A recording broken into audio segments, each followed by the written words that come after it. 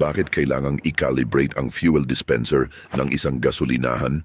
Ang mga gasoline station ay kinakailangan i-calibrate ang kanilang mga fuel dispenser ayon sa mga sumusunod na pamantayan.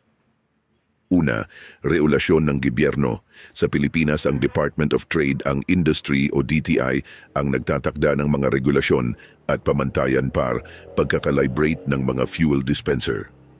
Ayon sa DTI, ang mga fuel dispenser ay kinakailangan i-calibrate kada 3 buwan o 90 araw.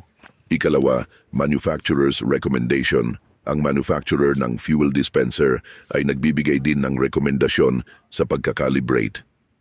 Karaniwan, ang mga ito ay kinakailangan i-calibrate kada 6 na buwan o 1 taon. Ikatlo, usage at wear and tear.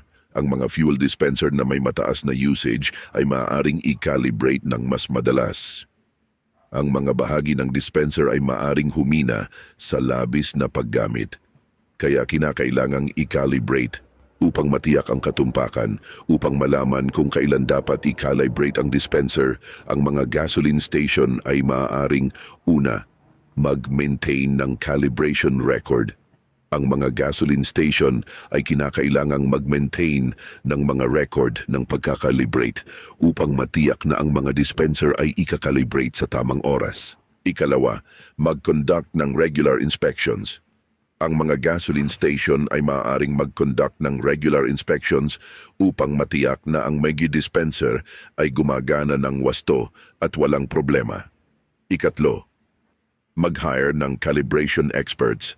Ang mga gasoline station ay maaaring mag-hire ng mga eksperto sa pagkakalibrate upang matiyak na ang mga dispenser ay i-calibrate ng wasto.